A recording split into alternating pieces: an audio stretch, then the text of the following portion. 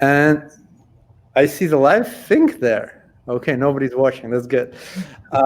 Okay, we're live. So, hello, friends. Welcome to 10 Minute Journey Podcast. This is the last episode of the year. And I really want to make it special. We are trying a couple new things, as I told to my guest already.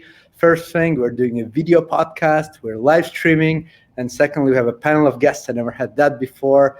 So when planning this episode, I have checked the stats for the most popular podcast guests, and I invited those guests. So, dear listeners, and viewers actually, you're here for a treat. So, who we have here? We have my business partner and my wife, Anna. Her episode "Supermom Entrepreneur" actually was number one for 4 months. She shared really cool things about our life, and she's a very humble person, and yeah, a lot of people relate.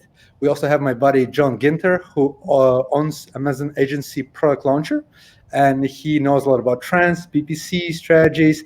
His episode, he shared a lot of crazy PPC hacks, so you guys should listen to that. And then we have two guests who have the most popular podcasts till date. Eric Lott, he shared an amazing story how he moved from teaching to be a seven-figure Amazon seller, and Justin Post, who actually gave a complete blueprint on how to sell wholesale.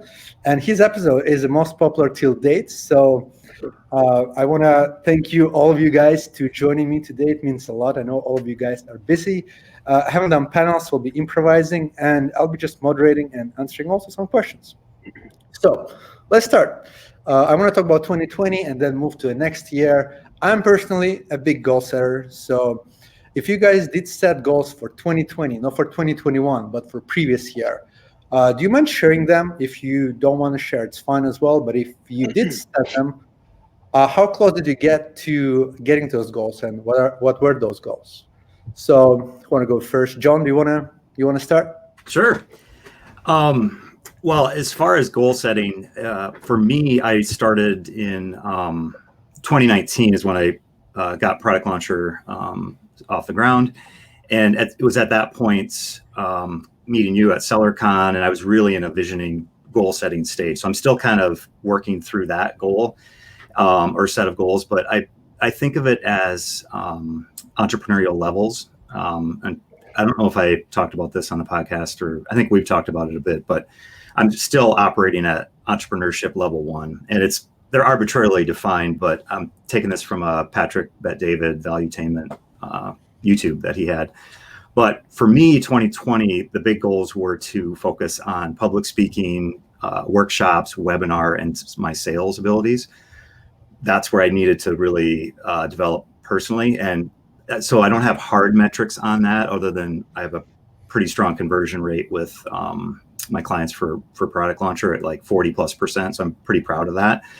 But more importantly, I've gone to a phase of I really enjoy sales now. It's not anything that I'm nervous about. I love getting on a call, helping people answer their questions, because that's what I realized. That's sort of what sales is just helping people. And when I had that mindset switch, so 2020, I really happy about that part of it. So amazing. What about you, Anna? For me, one of the main goals this year was to start paying ourselves. I think at first, like initially, when the year started, I was having this very outrageous goal. I don't remember what the number exactly was, but it was definitely much higher than it became like mid-year, when I kind of changed, like updated the goal a little bit.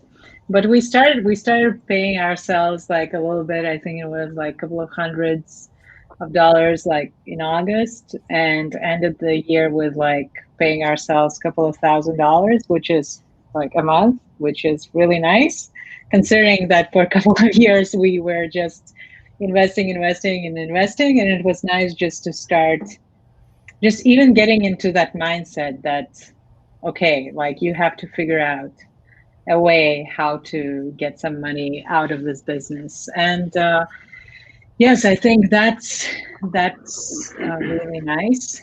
And the other one, like a big one for me, was to just find a way how to handle this business together with like a toddler and our traveling and everything else. And at first it was like super stressful, but I was in an accountability group for the last 3 months with Anatoly, and that really helped to figure out how to like prioritize and set like realistic goals. Yeah. So it was really nice. Yeah, I feel really good about the next year for All sure. right. That's good.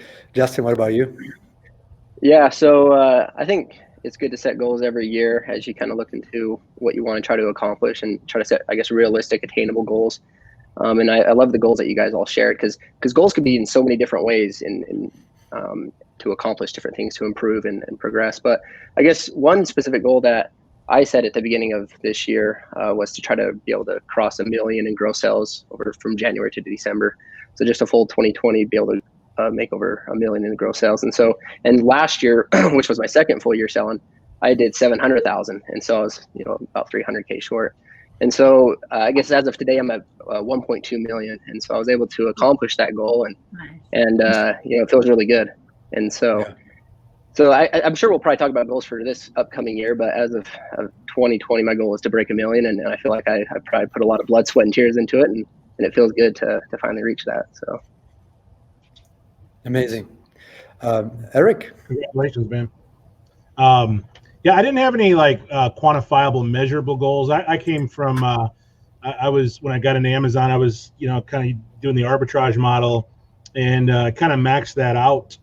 I just felt like I'd gotten to a point where I just couldn't really scale it. And so for 2020, I simply said, I'm going to go, I really didn't care what my gross sales were. I mean, obviously I wanted sales, but I said, I need to lay the foundation to build a scalable wholesale business, replenishable business that I can just, that I can scale. And so I knew that sales were probably going to take a step backwards to build that foundation, but I knew long term it would allow me to have much more growth. So it was slow at the beginning. The first 3 or 4 months were really slow and it was painful. It was so tempting to want to chase arbitrage deals. And I was like, no, you got to stay disciplined. You got to stay disciplined. And I would say finally about August, September, I felt like the momentum started to shift and finished up, December, I'm at, 106,000 in sales, which is more than I ever did in a month in arbitrage. So I feel like the foundation has been built in 2020 to really set some measurable goals for 2021. Wow. Yeah, congrats all of you. It sounds like you guys crushing it. Amazing. I'm looking forward to hear about your 2021 goals. But before we go that, I still want to stick to 2020. What was the biggest success of yours in 2020? Who wants to go first? Actually, let me go first. My biggest success in 2020 was this podcast. I started in 2020 because me and Anna was talking about entrepreneurship all the time. And I was like, oh, I like Amazon. I was talking about how things that she's like, let's talk about child or something else. Let's not talk about business all the time. And I was like, damn, I need to find people to talk about Amazon. And I'm like, how should I do that? So I'm like, okay, to do that, I need to create a podcast and go sit and talk to amazing people. And that's what I'm doing. And I'm very, very blessed. And you guys being here is, I guess, the epiphany or epitome, whatever you call it. So the highest point so far of this podcast. And I'm really, really grateful. So that was my biggest success of 2020. Now I give you a couple of minutes to think. And what about Justin? What about you? Yeah, so that's kind of a tough decision because I was kind of thinking, hey, I think probably one of my biggest success was probably being able to reach, the 1 million mark in gross sales. But I also started up, and that's the wholesale side of the business. I also started up a private label side of the business where I have my own clear poly bags that I kind of create my own design for, and it's specialized for Amazon sellers. And so I launched that this last year also, and kind of helped, I guess, leverage some of my following for my wholesale business to kind of remarket to those people the poly bags if they wanted to try them for free and then see if they liked them or not. And so anyways, I launched that on my website, and at first I kind of thought on my website I probably wasn't going to get too much business, but it actually kind of took off pretty well. And then I kept kind of procrastinating getting it on Amazon because I was waiting for my trademark to come in. And just with poly bags, I was afraid somebody was going to start making those same bags and then jumping on my listing and kind of hurt my listing and stuff. I was waiting for my trademark to get brand registry done. So I got my trademark accomplished, and then I got brand registry done, and then I launched it on Amazon. And as soon as I launched it on Amazon with zero PPC, zero ads or anything, just all organic from my Facebook group, Instagram, and just word of mouth.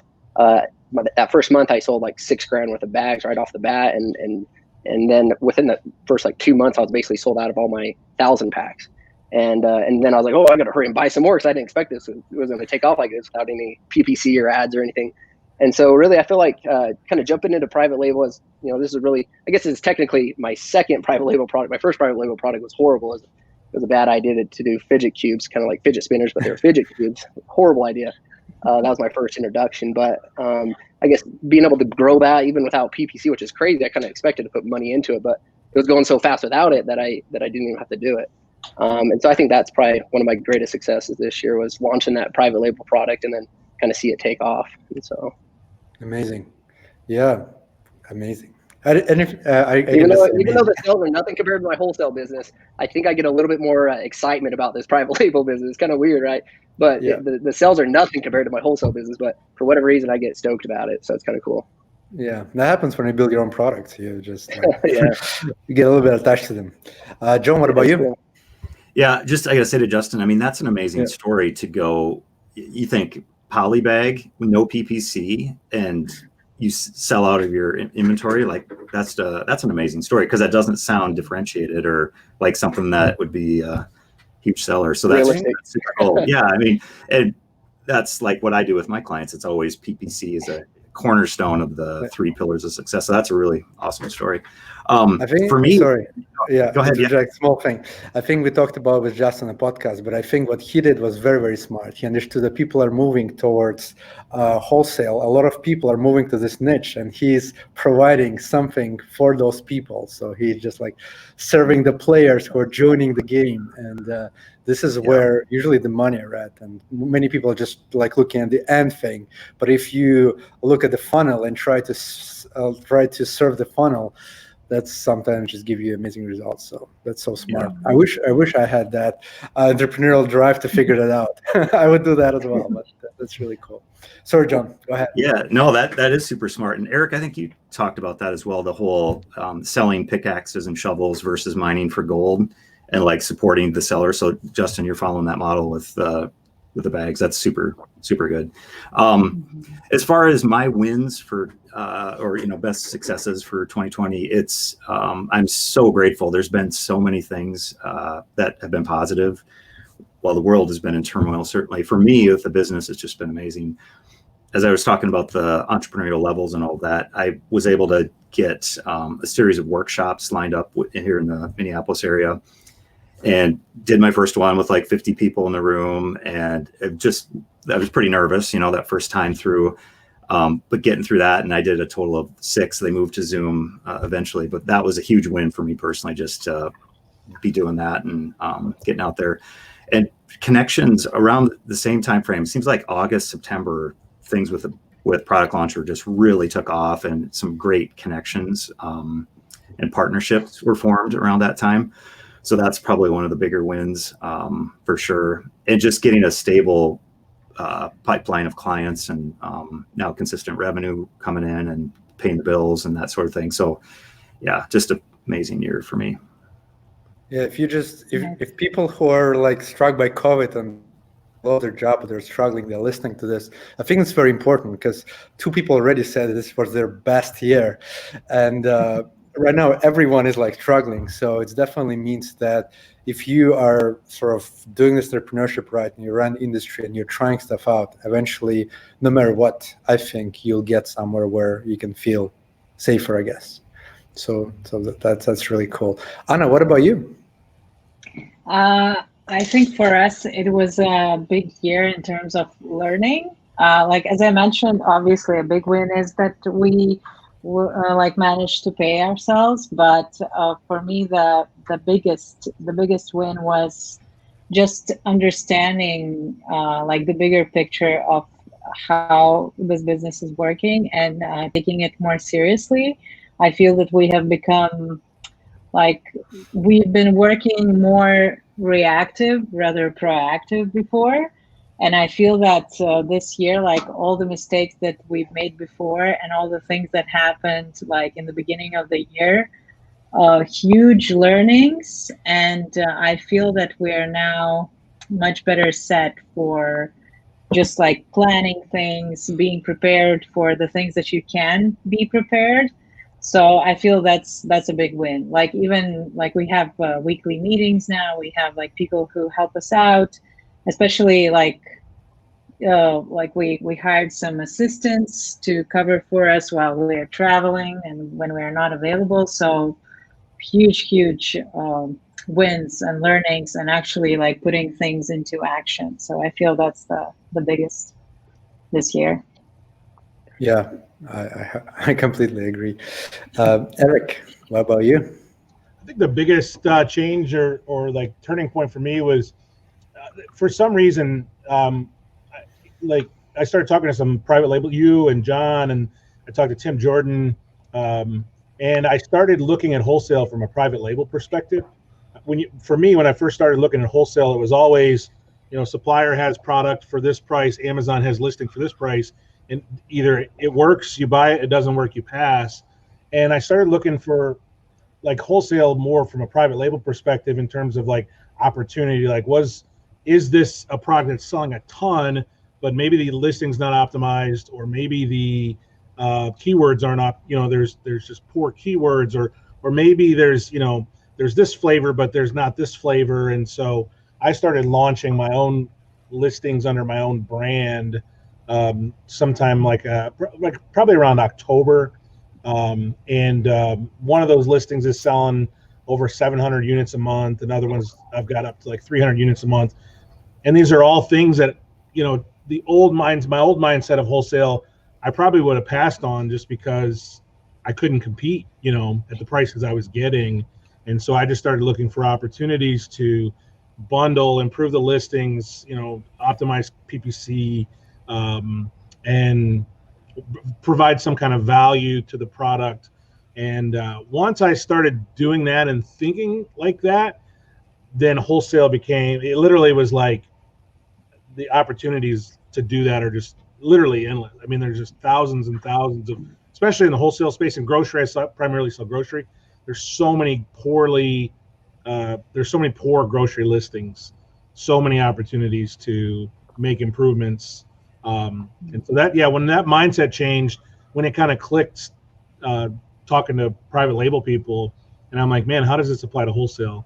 Once that kind of clicked, the business really started to get some momentum. And then we've launched our first private label product as a result of that. Got our first 4 sales yesterday, which was pretty cool. So Nice. I feel like there's the last 3 months of the year, so kind of feel like there's some momentum and there's some direction. You know what I mean? So yeah. Amazing. Well, talking about success, I think I don't know if you guys are comfortable with that or not, but I'll ask you anyway, and then we'll see. Let's talk about failures. I think it's important for people to understand that it's not all the smooth ride, as we like to say. And let's talk about the biggest failures of 2020 in your business. And I guess I'll give you a couple minutes to think about it, and I'll start myself. So the biggest failure, I think, in our business was that at some point we just decided we stagnated. We had some product that were selling well, and then we said, okay, it is fine. We're not looking for research. We're not doing a lot of things. We're just sort of reactively seeing how it's going. And that led us to lots of problems. And one of the products that we had, our manufacturer just did some crazy stuff with us, and we could not work with them anymore, even though we have product that sells so well. Like it could be like $1 million product, but impossible to source. And the one person who did work with us got us into big troubles. But I think it's our own sort of doing, because we did not create good structures and process around that so we could figure it out and stuff like that. So biggest fail, and still working on it. We happily dropped the product, even though it was an amazing product, and we're looking for new ones, and it's fine. It happens in business. So that's my biggest fail. Eric, let's start with you again. Let's go back to you. So what do you think was if you want to share? If you don't want to share it. I can't think of any major like failure. Like I think my biggest weaknesses are I'm a little bit too spontaneous. Like I don't always think through buys. Like I'll trust my gut sometimes instead of looking at the numbers, and sometimes it burns me a little bit. I'm sitting on some product that I just thought, I looked at the Keepa. I had an opportunity to buy a lot of it, and I bought it, and then I thought I'll clean up the listing. Well, come to find out it was brand registered, and I couldn't clean up the listing. And so just little things like that. I find myself. It's kind of like this weird thing. Like I think my ability to not overthink some things has helped me to have marginal success in this business, but at the same time it causes me to get burned a little bit. I'll invest a lot of money into VAs doing some research, and then I won't even end up buying any products from the site that I had them spent several $100s having them go through and actually looking for products. And it's just a little bit of ADD, a little bit of shiny object syndrome. But I'm trying to get better with that. Outsourcing the stuff that I am not good at and that I don't enjoy doing. I hired a company to kind of help me get my finances just more organized. So I really, somebody asked me, how much money you're making? I'm like, I really don't know. Like I know I'm making money. I just kind of keep throwing it back in the business. So that's been my biggest, I don't know if I'd call it a failure, but the biggest weakness is just the, shiny object chasing, yeah, that kind of stuff. I think most of us do that. I'm guilty of that as well. Anna, what about you?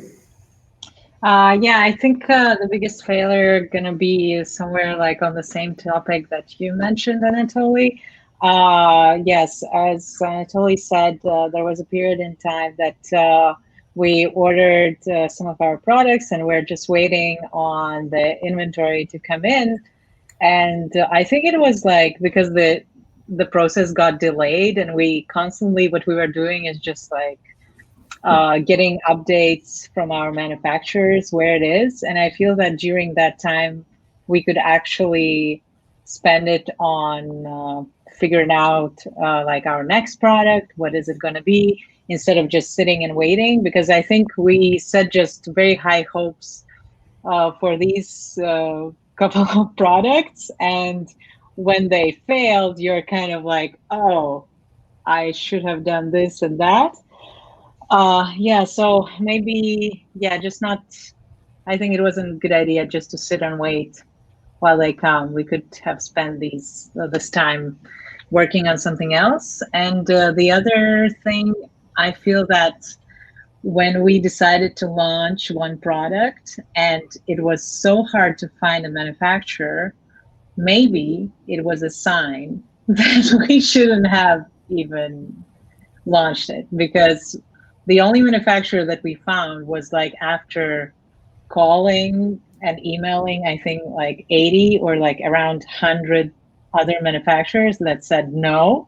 And then there was this one person that somehow said that, yes, they're gonna do it. And I feel the biggest learning is that if you're not like willing to spend, I don't know, maybe $5,000 or $10,000 or whatever it costs for R&D for like a certain product, maybe you shouldn't go with this weird one manufacturer that is ready to provide you with something. So yeah, biggest failure for sure. Yeah, there is a reason why nobody wants to take something. Yeah. And I mean, I'm very focused. Like if I find something and then it's sold very well, like without any reviews, 20 a day, Yes. easy. But the problem is that nobody else can make it, and this guy can't make it either. So Yes. not good. All right, Justin, you willing to share any failures? Yeah, for sure. And I kind of like what Eric was talking about there when he was talking about how with his buying decisions that a lot of times he gets caught up where he thinks it might be a great product and maybe overlook some of the red flags that pop up through softwares or Keepa, things like that. Because I kind of went through that same process where I would let my emotions help me decide what to buy. And I thought, hey, this is a cool looking product. This looks like it's going to kill it. But if I would have just only focused on what the softwares tell me and take myself out of that, it seems like you make a lot more better buying decisions. than letting your own personal opinion or emotions. And then there's times where I look at a product and I'm like, this is the dumbest thing in the world. Who would ever buy this thing? But if I let the software make the decision for me, that turns into one of the greatest sellers. And so it's kind of funny to kind of come across that.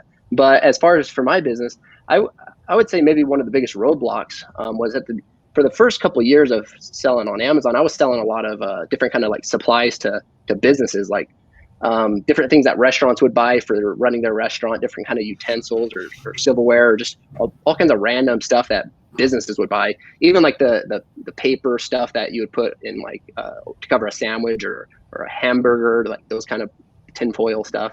So anyways, I was selling a lot of different supplies to businesses, and as soon as COVID hit and businesses were shut down, those sales just completely plummeted pretty bad. And believe it or not, a lot of these businesses bought them off of Amazon, which is pretty crazy, but instead of going directly through like a distributor or things like that. And so once that happened, I had to kind of make a transition where, my business took a big hit. And so I started thinking, well, I got to get out of this because, who knows how long this is going to drag out. And it's a good thing I did that because it's dragged out, in a lot of states, it's kind of dragged out all year, where even in most states, a lot of restaurants are still closed down. And if they're open, they've got such limited capacity that they're really not buying as much volume as they used to. And so that's when I decided, hey, I'm going to jump into another category. And I jumped into like toys and games. And at the time, I kind of dabbled in it a little bit, but not much. And so if you look at my last 12 months of this year, I had the first couple of months I was doing really well. I was on track to break $1 million. As soon as COVID hit, I had a spike because of just a lot of, even consumers were buying a lot of the stuff that I was selling other than just, restaurants. But as soon as that kind of died out, in the middle area, I tanked all the way down to about 40K one month and 50K, 60K in another month. But that was my transition period where I was transitioning out of what I was selling into toys and games. As soon as my toys and games kicked in, I spiked back up to, 100K a month and it kept going from there and was able to finish the year at 1.2 million.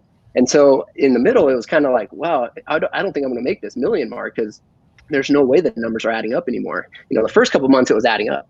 But the middle area, it just tanked hard. And that's because I was transitioning out of that category.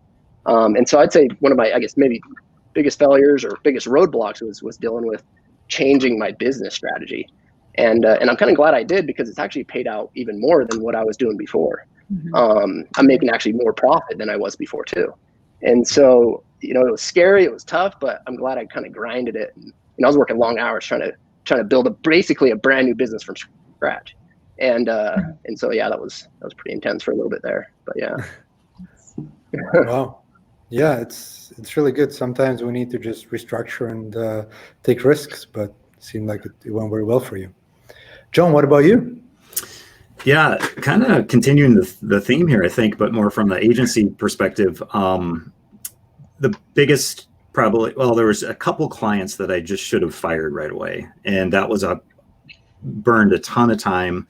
And it was a good lesson for me that not all customers are a good fit. There was boundary crossing and just like texting at Sunday at late at night and expecting responses and, just stuff like that really sapped a lot of my energy because I definitely go into it like wanting to give my all. But there's certain clients that are just like, you really shouldn't work with, or they're not a good fit for me, I guess is the right way to say that. So I spent a lot of time early in the year with some of those scenarios that it was a big time sink, and kind of leads into my next thing of I didn't focus on time management as strictly as I do now. And I wish I would have done that sooner. So I'm super hardcore about my inbox is empty. I do try and take no more than like 5 minutes to respond to an email, whereas I used to be like 20 minutes or 30 minutes on a single email. And so I wasted a lot of time this year. And so that's probably my biggest mistake, which I think I've kind of corrected and trying to get better at. But. Cool. Amazing. Wow. Lots of great stories. Thank you all for sharing. I know sharing failures is not as easy. Sometimes sharing successes is okay because everybody can see them and can relate to them. But failures, I think, is very, very important because that's where people really learn from each other when you fail. I have a question from a listener, and she wanted to me to ask all of you and see what's your perspective on this is. So I'm really, really interested what you guys going to say. So if you would start over selling on Amazon, whether it is wholesale or it is FBA, arbitrage, anything, and you did not know anything. So let's say you just totally new, and there are lots of people like that these days. Where would you get your information? And if you would get any courses or mentorship, any specifics that you can give, like any, don't be afraid to advertise anything, like if there was a course that you like or anything at all. And while you're thinking, I'm going to start. So me and Anna, we did took the course. It's called Amazing Selling Machine, which I think is a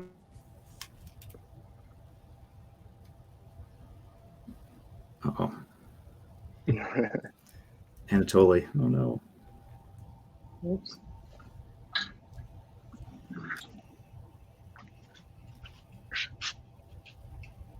I'm always afraid that's going to be me because we got such spotty Wi-Fi in the building. Oh, he's did, I back. just, did I just drop? Yes. Wow. Okay.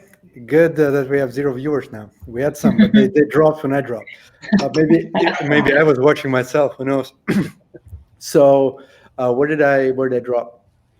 You just started to talk about ASM, I think. See, when I start advertising stuff, it just drops me up. I think that I had some competitors are spying on me. So we got Amazing Selling Machine, which was a nice course, very expensive. But I think this is a good course. But I think importantly for us was that we invested money into this. We said, we are serious. We're putting money down. And it's important for us to just commit. I think SM was good. Anna can talk more about it because I did not do this like setup of the business. She does that. I just go there and try to find products to sell. But I think that might be a good for somebody. But if it's too expensive for you, I personally recommend things like Freedom Ticket, where you can get it with Helium 10 and just learn from there. So it will be my recommendation. But I gave you guys some time to think. And the last thing I want to say is I think mentorship is, for me, would be much, much more important. If I can get time with somebody who already did that, for me, it would be much more value, much better money spent than buying a course, personally. Okay, so John, what do you think? Yeah, I did not take Amazing Selling Machine, but one recommendation for sure would be, once the world returns to normalcy around conferences, is get to a SellerCon level event and network like crazy. That opens so many doors and so many connections to help, especially for a new seller, but anybody should do that. I second the Helium 10 Freedom Ticket. I think bang for your buck, that's probably one of the best ones out there, right? You can just do a month or two of Helium 10, which has so many great tools for doing product research and reverse ASIN lookups and all keyword analysis and all of that. And you get that whole course as part of it. So that, to me, is kind of a no-brainer. And then for free, totally free stuff, Tim Jordan and Bradley Sutton's Project X series is fantastic for a start to finish walkthrough of finding a product and launching it on Amazon, for sure. Yeah, great. Okay, Anna, what about you? Do you have anything to add to what I said? Yes. Yes, for sure. I mean, I feel as like ASM is good. At the same time, yes, I guess it depends on like how much like money you're ready to invest. Like free stuff would be also like some of the things that are already mentioned, but I also feel that there are tons of podcasts that are really helpful. Like AMPM podcast is really good. There are like a couple of others. I don't remember the name, but they are super helpful. And then like obviously networking. And I also find that for us, what has been working really well is joining Titans group. It's like a monthly membership group where you like join other sellers, and they have like weekly calls and tons of resources. So I feel that kind of comes hand in hand with like networking and just getting all the up-to-date information. So yeah. Also, there are tons of Facebook groups as well where people, but there you can like you never know. I find that there are different people from too many different yeah Yeah, experiences, I'd say. I So think the it's like private you have to groups, be careful there. Yeah. yeah, private groups will be better. Like I know Justin, Mm-hmm. actually, I joined your group, and it's really, really good. Oh, there you go. He has a private Facebook group. We'll put a link in the show notes Mm. for wholesale. I don't know much about wholesale, but you guys are there answering questions all the time. Is like it's like a carousel. You just bum bum bum bum bum question answer. It's like a private coaching or something like that. So cool. So I think there are amazing groups, but some of the public ones that has a lot of people. I think mostly it's done for like promoting your own stuff, as far as I've seen. Oh And yeah. yeah. Mm. All right. Okay, Justin, let's go with you then, since I mentioned your group already. Yeah, exactly. And Anna's right with Facebook groups, because I'm in a lot of Facebook groups too, and you'll see a lot of I call it kind of the blind leading the blind, where you got a lot of people that think they know what they're talking about, and they share their opinion. And as an experienced Amazon seller, you look at that and you're like, that guy's an idiot. I don't know why he'd say that. But there's a lot of other new sellers that believe it, and they kind of follow that because they think that that Mm-hmm. person knows what they're talking about. And so there's a lot of that. And actually, I posted in my Facebook group probably about a month ago, and because I've been so busy, and a lot of times I kind of neglected a little bit and don't get on as much. And so I posted, I said, I've noticed there's a lot of bad opinions being shared. And so I'm going to start being more proactive on going through and reading them and deleting those comments so that other people don't see those comments and think that's a good idea. And so it takes a lot more proactivity on my part, running the Facebook group, to kind of keep it clean and make sure things that are talked about or shared are actually good things that people should do or try or experience or whatever. There's also a lot of like virtual assistants that jump into these Facebook groups, and they'll just flood it with a bunch of bad information just to try to say, hey, hire me as your virtual assistant. And you can just tell by what they're talking about. They really don't know what they're talking about. They're new to the game, trying to jump Yeah. into it. But as far as going back to the main question, for me, I was kind of hard headed, where I wanted to kind of figure it out on my own. I've always kind of been that way, where I don't like to kind of take other people's opinions. I kind of like to look at what I need to do and kind of come up with my own game plan and my own strategy and kind of evolve from there. And so I watched a lot of YouTube videos. I listened to a lot of podcasts, read a lot of different blog articles online, just really, a lot of Facebook groups, just try to gather as much information as I could. And then from there, kind of created my own strategy, my own methods to accomplish it, and then go out and try to hustle it. And I never hired any virtual assistants or anything like that. And I think by doing that, you're able to learn a lot more. Those virtual assistants that go out and they source for you, it's taken away your opportunity to learn how to find products and what products are good, what products are bad, and things like that. And so really, I think for a new person, it's to gather as much information as you can, whether that's be, a paid course or free content or even a mentorship, which, as long as you got the right person to mentor you, mentorship is probably one of the best methods. If you could find the right person that is actually good at what they do, and not somebody that claims they're good, but yet, they try to get you to pay them. Because there's a lot of people like that too, where they claim they're good and they know what they're doing, but really they're just trying to get money out of people. So as long as you could gather as much information as you can, try to do as much as you can yourself instead of hiring it out through virtual assistants or whatever, especially at the beginning, because then it gives you a really good like base understanding of how it all works. And then from there, once you kind of grow, then you can start outsourcing and hiring things out, and having people help you source, because you've already kind of gone through that learning experience. And so I really think at the beginning, you got to do as much legwork yourself as you can. And I think that's where you'll learn and grow the most. Yeah, completely agree. That's a very, very powerful message. Eric, you have anything to add to this? Well, I think Justin is spot on when it comes to like the wholesale model. If somebody came to me and they're like, "Hey, I'm brand new to Amazon. I've got $1,000," like I would tell them to start with the arbitrage model, where you are just walking into Walmart's and scanning stuff, because I learned so much just figuring it out. Just scanning stuff, buying it. Why isn't this selling? Oh, I didn't look at this, or when I first started learning, everybody was like, sales rank is king. And it's like, sales rank is now it's the lowest, it's the absolute lowest, metric that I use to decide on a product. It's better than nothing, but it's not much. And it just, I had to learn all that stuff. And I would say, arbitrage is a great place to start. Like lead list groups or bolo groups are great too, because when I first started, I started subscribing to some online arbitrage lead lists, and it expanded my mind into things like, man, I didn't even realize people bought lampshades on Amazon. I didn't realize they bought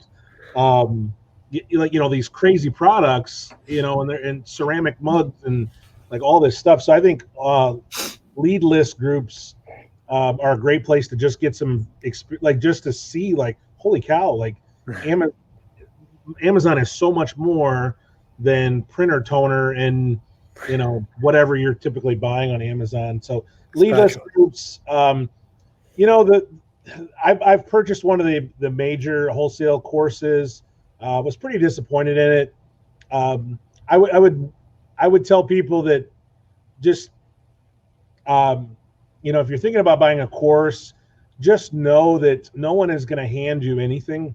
They're not handing you anything. They're gonna teach you some things, some strategies, some ideas, and it's up to you then to decide if you're going to go put those into place.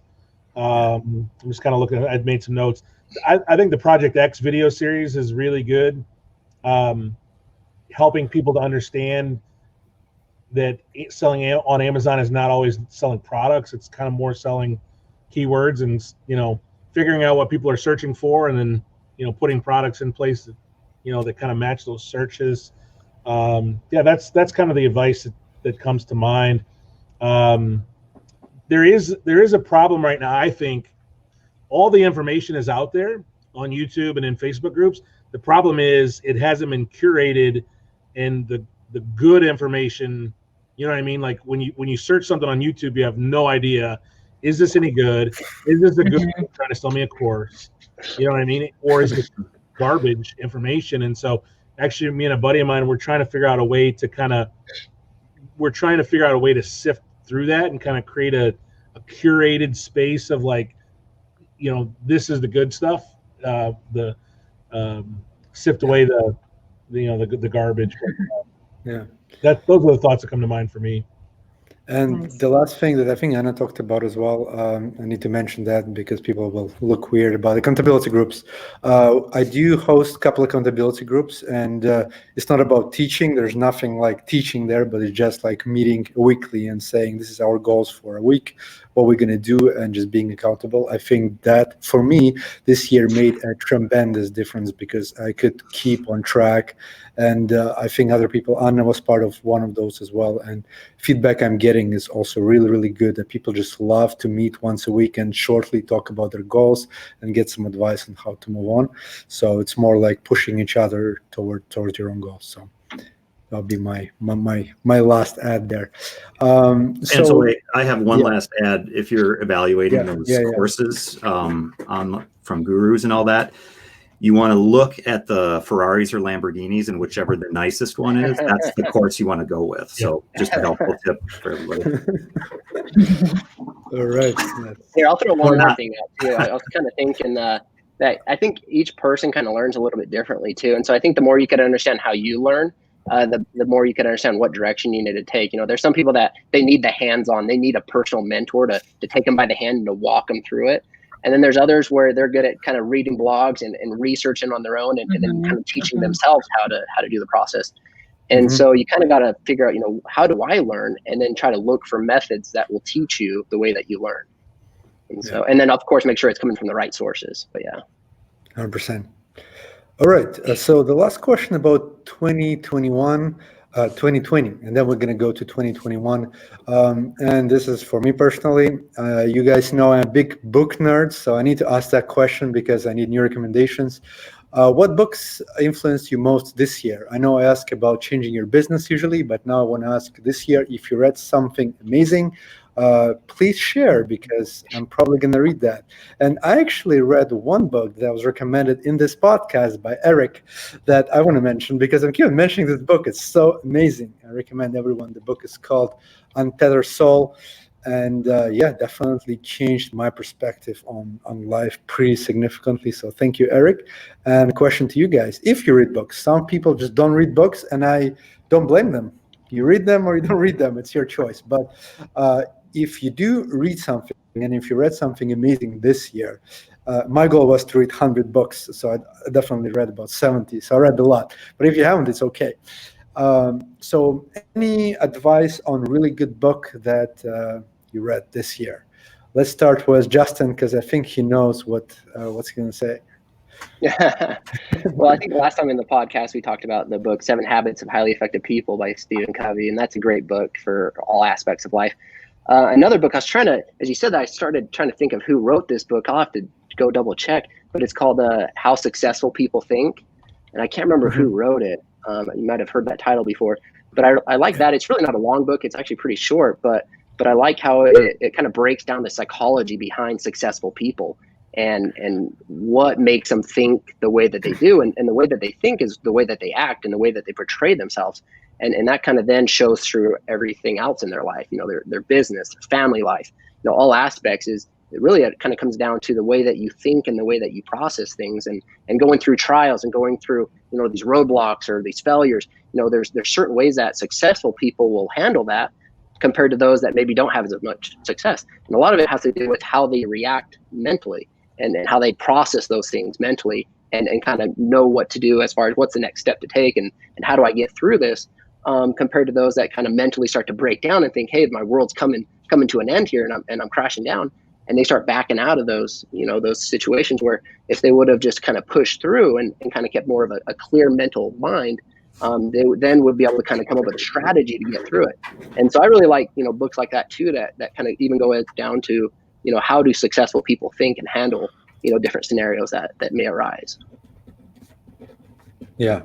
I haven't read it actually. I already take notes, so I'll have to look. I can't remember who wrote it. I'll have to check and see. But yeah, I'll put in the show notes, and so you guys will know, and I'll download it and start listening to it probably today, because I need a new book. All right, John. Yeah, I not as prolific a reader as you, but pretty close. I think in 2019 I read around 50, so I do love to read. Interesting COVID side effect is I lost the desire to read like late spring, and it was really bizarre. Yeah. But I've kind of gotten back into it, which is good. I'm currently reading Anti-Fragile by Taylor. Yeah, that's a good one. You guys have read that? Yeah, it's really a great concept to think about, not just being resilient and robust, but actually designing systems or businesses, or even taking it into the personal realm of becoming stronger through adversity. So kind of going a little bit on like Justin's points there as well, but even thinking of it just a different way of like, how can I, like with weight training, right? If you stress your body and you push it, it actually becomes stronger. It doesn't become stronger by sitting and doing less. So those stressors, and without going past a breaking point, which there are in businesses or systems or personal stuff, but yeah, I'm about halfway into it, and it's a really, really good book. So yeah. Amazing book. Highly recommend as well. I love it. One of my favorite books. I think Nassim Taleb is the author of this one, if I'm not mistaken. Anna, what book changed? It can be a parenting book as well. I know you read lots of those. Roll them out. You kind of got me like on the spot with this one, because my memory is not great in regards to like any titles or anything. So because I'm not prepared, I don't think I will be able to answer this question. And yeah, I think That's okay. I think there was probably like a couple of parenting books that I read that I was able to get some advice from and actually implemented with our son. I don't really get like a lot of time to read, and usually if I read, it's like on the topic of parenting or just some random leisure reading, like on a book, like a recommended book about something. Yeah. So definitely not business related, because I usually read at night, and I don't like to think about business at nighttime. Yeah, fair enough. Yeah, if you remember any books, we'll put them in the show notes later on, so you guys will have them. All right, Eric. My comment about throwing the parenting books out is I have a 20-year-old and a 17-year-old. I feel like every scenario I come up against, I'm like, where is the book on this? Like, where yeah. I always feel like the problems I have with parenting, like, I don't know, there's no book for it. But for me, the books that uh, I kind of like books that help me figure out what's going on inside of me, like books on psychology, books on ego, books on kind of understanding the programming that I've got running. I'd started several businesses, but I just kept quitting. I kept quitting, and it wasn't until I started kind of looking inside and going like, what's going on? You know what I mean? Why do I quit when things get tough? And I started, reading things and learning about, just the experiences I had as a kid and a young adult, and the programming that we get, from parents and school and culture and all these things. So for me, I love the books that have kind of caused me to kind of look inside a little bit. And then once I started kind of cleaning some of that stuff out, then I feel like the business stuff just kind of started happening organically. So there's a book called Choose Again, 6 Steps to Freedom that I read that was life-changing. It really, it forced me to kind of take a, real deep look inside of myself. I love anything by Eckhart Tolle. It just, helps you kind of realize that we're not our thoughts, you know what I mean? That we have our thoughts, but that's not who we really are. The business books, I finally read Profit First for the e-commerce sellers, and that kind of helped me and encouraged me to kind of get my numbers in order. The book that I'm most intrigued by right now, and it's really just an older, like $6 book. It's called The Greatest Salesman in the World. That's the greatest book there. And I just started doing like the first scroll, and I can see how life-changing it could be but I've been like, I've really been trying to be committed to it. So if I don't read the scroll 3 times a day, I start over. So that's kind of one of my goals for 2021 is to really, really go through that book, and really do, what the exercises say. So those are the books. Such a short book, but it has everything that you could ever imagine. I agree. One of the best books ever written, in my personal opinion, as well. Yeah. Okay. Since you started talking about goals for 2021, that's a good one. I know John has to drop off, so I will start with him once he asked a question, and he has a very important meeting that he needs to go to, and we'll wish you all good luck. But the question is, I have several goals for my 2021, and I don't want you guys to be intimidated sharing your goals. If you don't want to share your goals, you don't have to. Like, there's no pressure. But I think it's good for me. It's good to committing when I tell my goals, I commit to them more. So that's why I always share my goals. And I'm going to quickly share my goals 2021. And then if you want, it would be cool if you can share. We'll start with John to share your goals. If not, it's totally fine. So my business goal is to launch, it's pretty easy. We're just going to launch 4 additional products, each of them selling at least 10 units a day. So that's my only business goal. I'm very focused on this one thing. This will be the only thing that for business I'm going to do. No revenue goals, nothing. Just this one thing. Then I always have goals for family and health. My family goal is, because I'm a new parent, to read 10 new books on parenting and apply the advice, because Anna reads a lot and she's really, really good at that, but I'm sometimes lacking and she has to teach me. So I want to participate in conversation. So that's my family one. And then I always do diet goals or health goals. My previous goal was not to drink for a year, so I had a sober year, and it's good. I'm feeling amazing. I'm going to continue not drinking. But for the 2021, my diet goal is to cut white flour, sugar, and dairy from my diet, so that I don't use those products. Only I'll use them if I am eating with someone and the person is the host, and I don't want to offend them. Like if we travel, somebody invites me in and they give me tacos or something, or a cake, I don't want to offend person, so I'll eat it. So, but other than that, intentionally, I would not go and pursue those products. So those are my three pretty simple goals. And the more I do goals, the more I understand simpler they are, the better I stick to them. So I'm trying to get them very, very simple. But for me, they're very, very profound. I'll stop here. John, what about you, man? Yeah.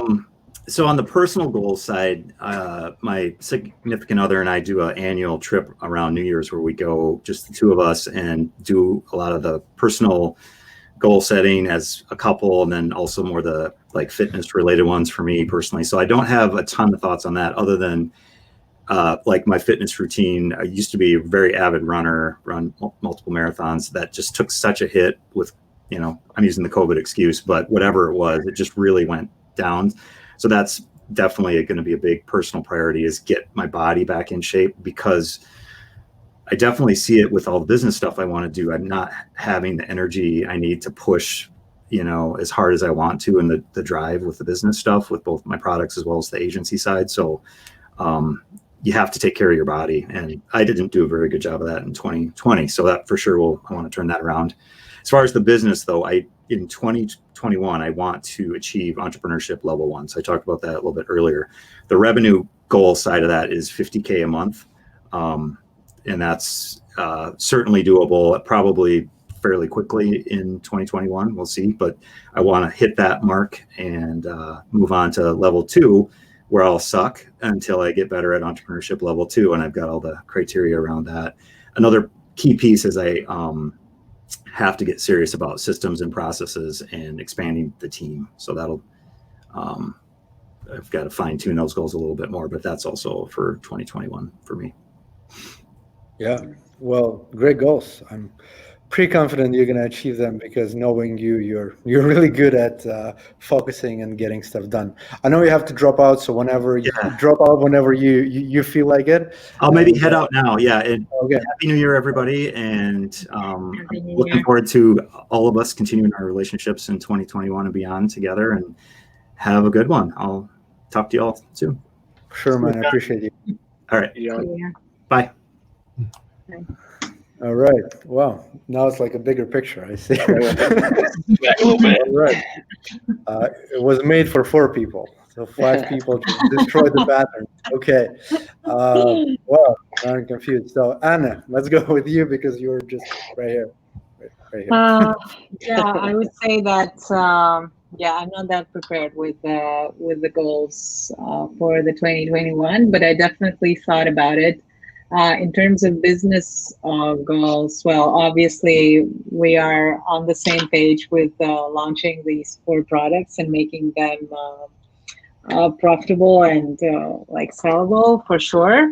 I want to continue like to have a profitable business as it has been going, and just continue on that side.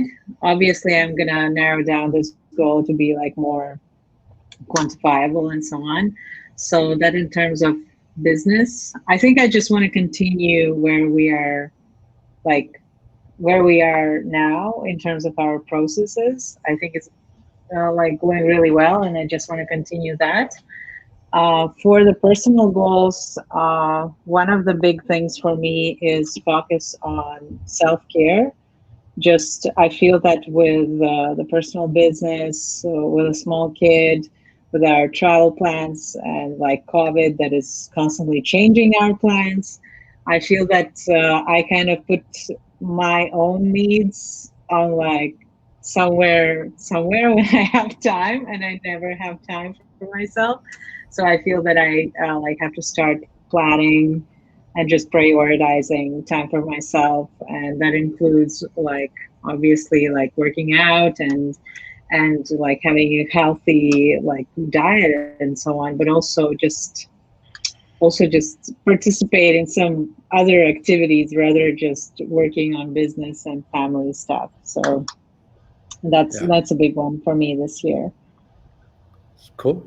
Great. Thank you for sharing. Sharing goals is not easy. Eric, I have goals to share.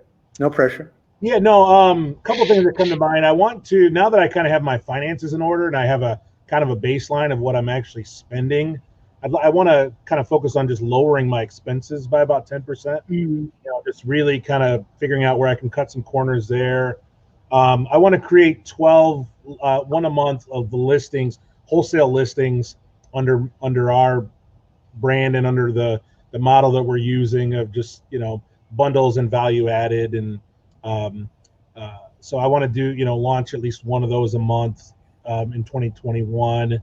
I'm tempted to put a revenue goal, but I know that if I just keep doing what I'm doing and if I keep putting systems in place, that it'll just kind of happen organically. I want to get to that 1 million in sales.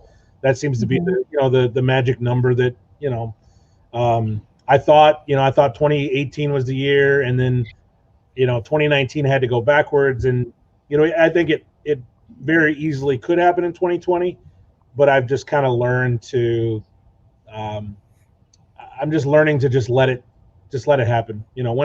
When I'm ready to get to that level, it'll happen. And I want to shoot to, I've never been a prolific reader, but I read a lot more now than I used to. And I just want to kind of hold myself to a minimum of a book a month, which is very doable. So those are kind of the things that come to mind. I'm not a really big goal setter, I guess, but more of just kind of some concepts, some targets.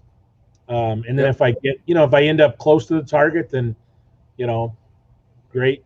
But it's not all or nothing for me. It's not like, you know what I mean? It's, if I shoot for 12 books and I read 9, I look at it as it's 9 more books than I, might have read before. But those are the things that kind of come to mind. I hear you. I was a little bit upset that I could not get to 100, and then I got to like 74, and I was like, I never read 74 books. Like last year, I read like 30. Yeah. 74 is like a lot, and I learned a lot. That's a lot. Okay. Justin, any goals you want to share? Yeah. So I remember when I first started. So this is my 3rd full year selling on Amazon, and I remember when I first started at the beginning stages, I was still working a full-time job, and I remember telling my wife, I said, our first full year, I think we'll be able to do about 300. And the second year, I think we could do about 600. And then by the 3rd year, we're going to break that 1 million mark. And she laughed at me and she thought I was crazy.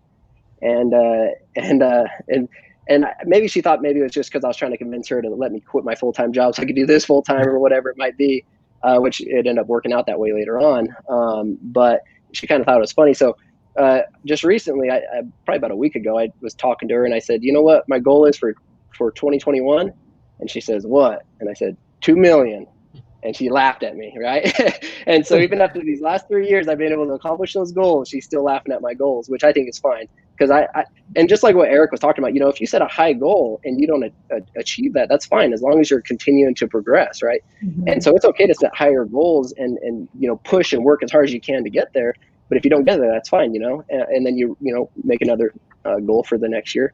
But for this upcoming year, it's for me, I guess it's a little bit of a radical goal, because I think jumping from 1.2 million to 2 million in 1 year is gonna be a big jump. But I kind of like stretching myself a little bit, and I kind of like when my wife laughs at me, and then at the end of the year, I can kind of say, "Hey, I told you." And so hopefully I can do that again. But maybe this will be the year that she'll be the one to laugh at the end of the year. But I guess we'll see. Yeah, there's a good book on it. Maybe many people read it. It's called 10X by Grant Cardone. Grant Cardone is not my favorite person. His style is not my thing, but the book is amazing. And he's talking about, like, if you want to make like 100,000, why don't you tell yourself that I want to make 1 million, 10X whatever you want, and then do it. It makes you do those things and like think a different perspective. Makes you think 10x, and when it makes you think 10x, then when the real things happen. So, cool. I have a couple more questions, and this one is for somebody who will be listening and they are struggling. So maybe they lost their job, or maybe they just don't know what to do. Maybe they're lost, and they are listening to us. They listen to 5 people that had their best years, and they will be like, "Damn, what's happening here? Is that like a weird stuff?" But I just want us to maybe give them some advice? I know they might be afraid to get over that hump in 2021, but if somebody would, if it was person close to you and you would see them struggling, what would you tell them to persuade them maybe to try something, or like what advice would you give them to change their life, I guess, and to get better, maybe start something? I know that's a hard one. So just looking at you guys. If you want, I can Eric, take a jump at it. Okay, Or you yeah, can go ahead. Go for it. Because I was just kind of thinking, I kind of had a process going on in my mind here, Okay. kind of how I could answer that. And so maybe give everyone else a little bit more time. But when I first started this business, I actually ran into, I guess it was a little bit before I started this business, but I was working for this health supplement company where I was doing phone sales, and I was selling health supplements to like regular consumers. And so anyways, I would get some of those for free as an employee. And I started to, I guess I ran, and at the time, that's when I kind of heard about selling on Amazon. And so I told my wife, I said, hey, let's throw up one of these on Amazon and let's see what happens. And so that was when we first created the account, threw it up there, and it sold within an hour, and it was like $40, and I got it for free. And I was like, well, this is crazy. And so I told my wife, I said, well, how about you call into me and I'm going to sell you some of these, and then we'll sell it on Amazon, right? So it's kind of like online arbitrage kind of a thing. And I guess my brain didn't really think that might be a little sketchy. But anyways, I ended up getting caught doing that. And I ended up getting fired from that job. And because I guess I wasn't supposed to sell to my wife. And so anyways, I get fired and I'm driving home and I'm trying to figure out, I've got a house with a mortgage, I've got 2 cars. We just had a baby. And doing phone sales, money's kind of up and down. And I literally just got fired. I had no backup plan. I'm like, what am I going to do? And during that time period, it kind of felt like one of those, the world is coming to an end. Like, how am I going to pay my bills next month? I could pay my bills this month, but next month, and then, probably about 2 or 3 months, I'm going to run out of money. What am I going to do? And so that was kind of where I had my back up against the wall, and really where I took a little bit more of a deeper dive into Amazon and started growing the online arbitrage, selling health supplements. Kind of like I would find other companies that was like the company I was working for, and I would buy 12 of them, get a discount on them, and then resell them on Amazon. And so I kind of took that strategy and was able to help make a little bit of money. And then as I was driving home, I stopped at another company that I knew that had an inside sales team, and it was actually a home security company, which I worked for another home security company before that. So anyways, I just dropped in there and I walked in there. I said, hey, I'm here to talk to the department of the inside sales, meet with the director of the inside sales. And they just let me on in. I didn't even have an appointment. And this is after I got fired. So I'm literally driving home. I stop at this place, walk in there, talk to them. And he said, okay, here's the director of the inside sales, as if I had a meeting. And I went and talked to him a little bit. And I basically said, hey, I'm looking for a new job. Here's my experience. Talk to him. And they're saying, well, we're not really hiring right now. And I said, well, that's fine. Give me the worst leads that you have and I'll call them and I'll just make this work. And another guy came up and he said, oh, I know. And he knew who I was. He worked with me at another company. Oh, I know who that guy is. And at the other company, I was one of the top inside sales reps there.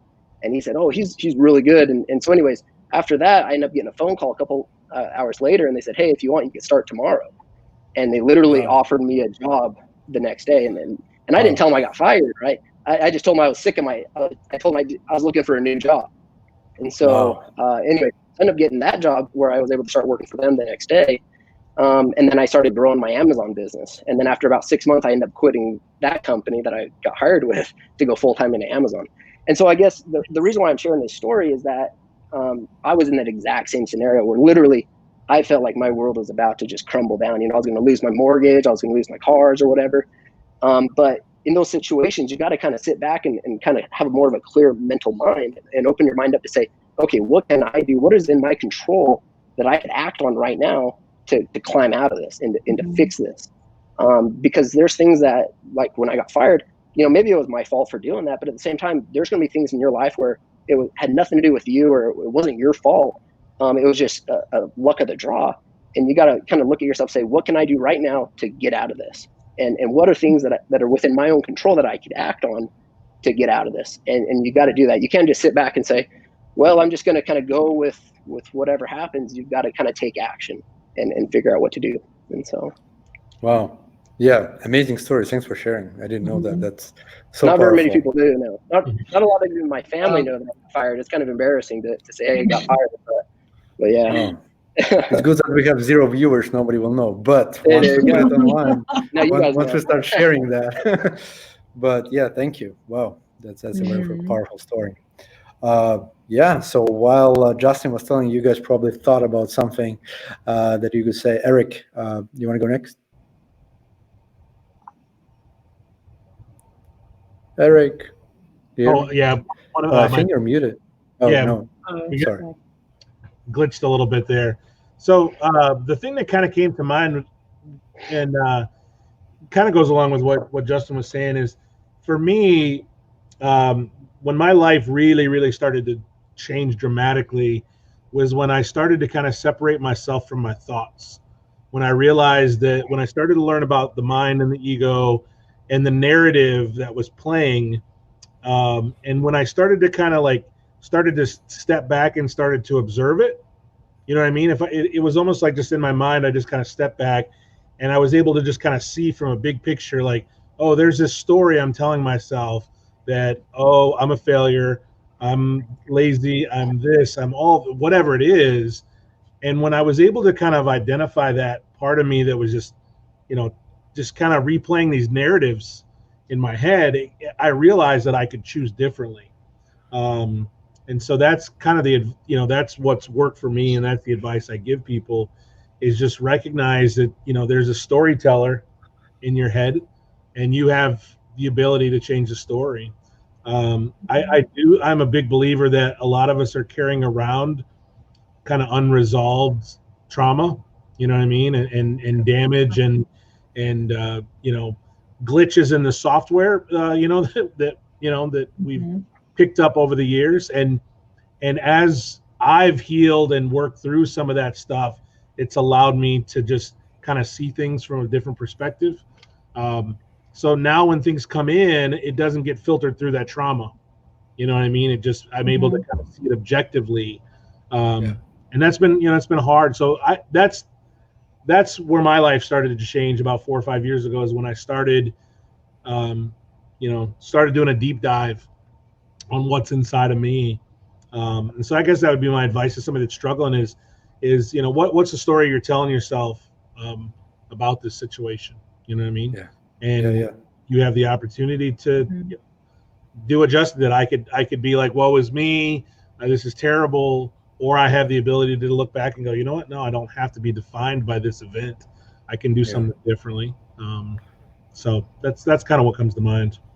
Yeah, that's very powerful. I think we talked with Mhm. Anna a couple of days ago that uh, like we are in Latvia and people here are not as happy, I guess. It's like a country where everything is dark and it's like Eastern Europe and stuff like that.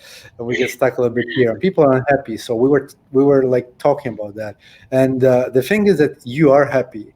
You are happy inside, but the thing is you don't allow yourself to be happy. Mhm. You do like a little switch and you're happy. But you Mhm. just need to understand that deep inside there is happiness. Everything is good. You Mhm. just and whatever is outside that should not define who you are.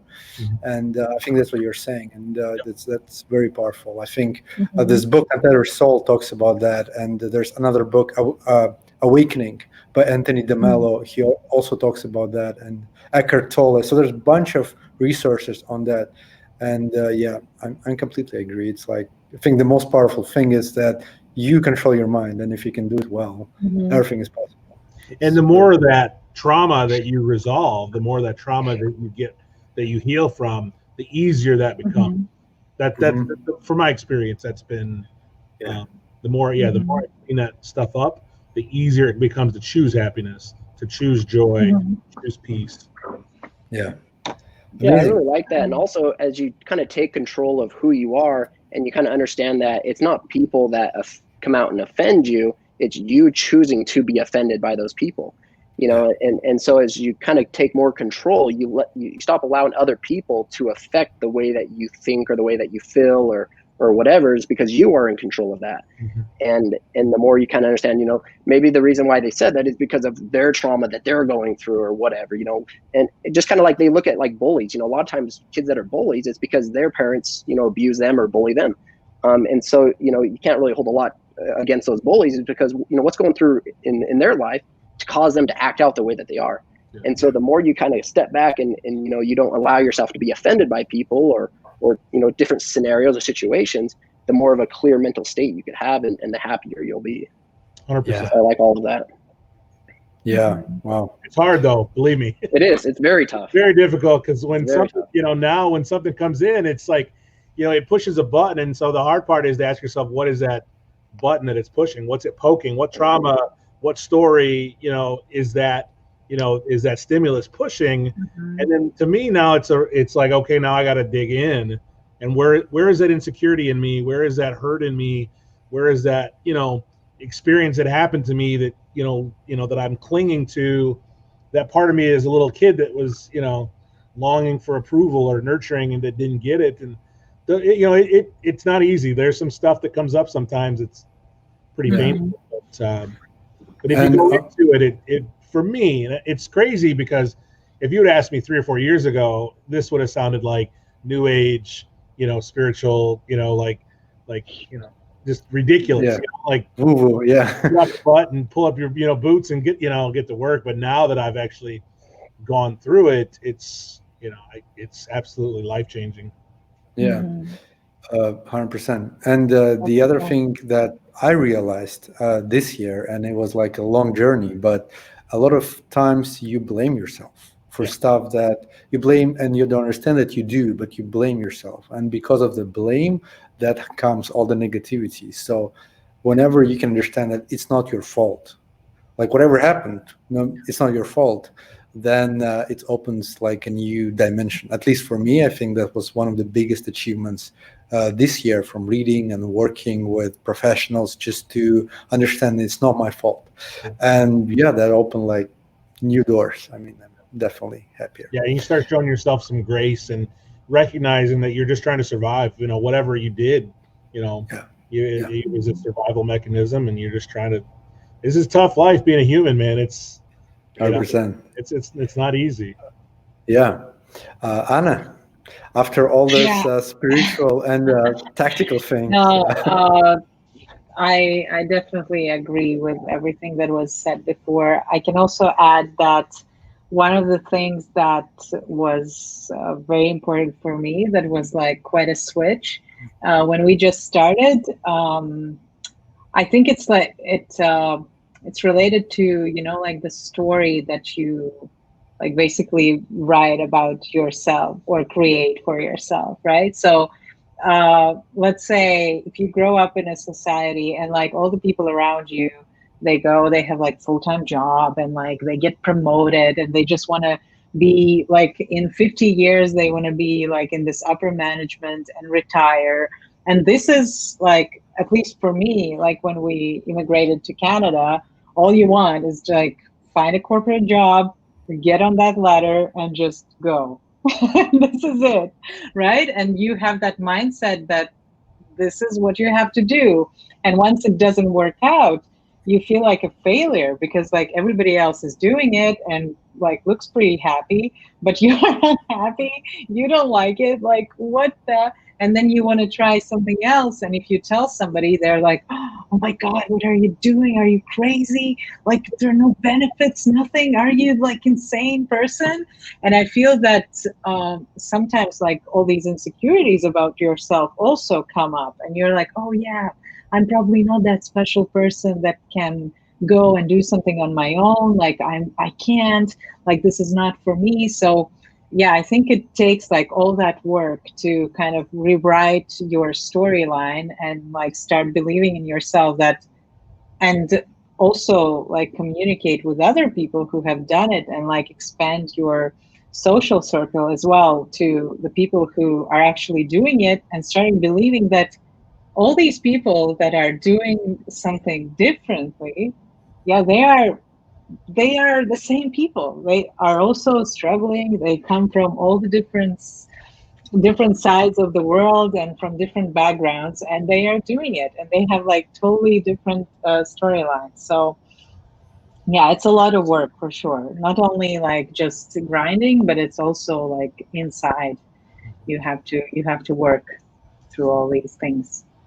Yeah, 100%, 100%. Yeah, that's amazing. Wow, I did not know that this question will raise such so many so important things. So thank you. I'm really happy I asked. So that'll be the last question I usually ask is for you guys to give me an advice. But since you already did, I want to change that a little bit. And I want you guys to give one advice for yourself in 2021. So let's say you learned something in 2020 and you're going to 2021. So what advice would you give yourself ahead of time that will stick to you in 2021?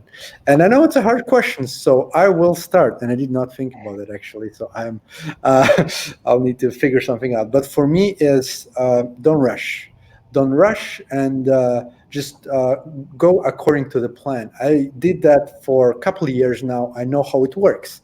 I know that if I'm going to do things properly and not rush, it's going to work out. The only thing that's going to ruin this is for me rush. So I'm just going to give myself advice. Totally don't rush. All right, Anna, what about you? Yeah, I think that for myself, I would say that if something doesn't go according to the plan, it's not the end of the world. There is always something that you can do about it. Yeah, so I think yeah, this is what I want to do. It's like if something just goes wrong and not as we planned, is just I always kind of the first reaction is just like, oh no, this is it. Like we're done, nothing is working. Oh, I just want to stop, like accept it and just find another way around it or something, so that it is not the end of the world if something happens, like specifically in the business world, for sure. Yeah, great. Justin, what about you? Yeah, so I think this year I've been, well, I guess the last couple of years, I guess I've been wearing too many hats as far as I kind of do a lot of the accounting. I do really just basically every aspect of the business. My wife helps out a lot with, making sure bills are paid and moving money around and that kind of stuff. But I think this year, what I think my advice is going to be is to try to free up some of my time as far as I think I'm going to bring on some kind of accounting company that's going to run a lot of my accounting and be able to kind of give me monthly, profit loss reports. I use a software called Inventory Labs that helps me kind of see what my net profit is. But I think it would also be nice to have, another kind of a QuickBooks accountant that would be able to kind of look at my monthly spend versus what's coming in, and kind of look at it at a different angle than what's on Inventory Labs. And so bringing in an accountant to help out with that. And then I've also been looking into, because as far as paying ourselves, we've been kind of just taking out the money that we need for bills, trying to take out, the least amount of money as possible to kind of get by. And then whatever's left over kind of just, stays in the business bank account. But I think what we're going to do this year is going along with the accountant is kind of get more set up where the business is going to start paying us a set salary. So then we can start budgeting a little bit more and kind of putting more money into savings and things like that. And so kind of making the business more operate like a business, with having a nice accountant running it all, and then paying ourselves a set salary, and then from there, if we want to start bringing in part-time employees, things like that, it's kind of easy to do it. We already have a base established, and so my advice this year is to kind of maybe free up a little bit more of my time, so then I can kind of help out in other areas, like doing things like this and whatnot. And so I guess that would be my advice, is to bring in some people to kind of help free up a little bit more of my time instead of running it all myself, really. And so, yeah, very good. Eric, any advice? Yeah, I would remind myself that, kind of what you said with patience, and I got to remind myself that time is an illusion. We measure time in New Year's and months and stuff like that, but really it's just a construct of the mind. Like, these goals and things, like when I'm ready to meet, when I'm ready, then these things will, these goals, these things that I want will happen. So, just remind myself that, just to be patient. And I got to remind myself that I'm only competing against myself. Sometimes it's easy to look at other people's numbers and think, oh, I'm not where I should be, or, man, how did this guy get here and get there? And I got to remind myself sometimes that it's it's a one person video game with I'm